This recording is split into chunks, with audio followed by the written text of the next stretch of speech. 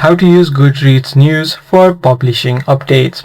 If you want to get the information on new books that are being published inside of Goodreads, there is a dedicated section inside of it. To find this section, you simply tap on the Discover option on the bottom, and right here on the top it says News and Interviews. You simply tap on the See More Post option, and this is the exact section that you get the news and interviews that are published on a regular.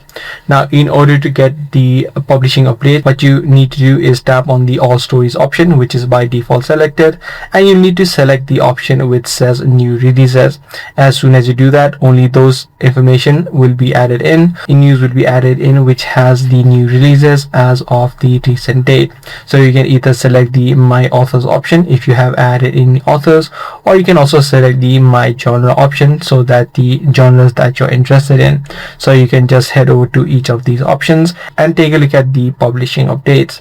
Apart from books, you can also look at other things such as articles or interviews if you are also interested in these things.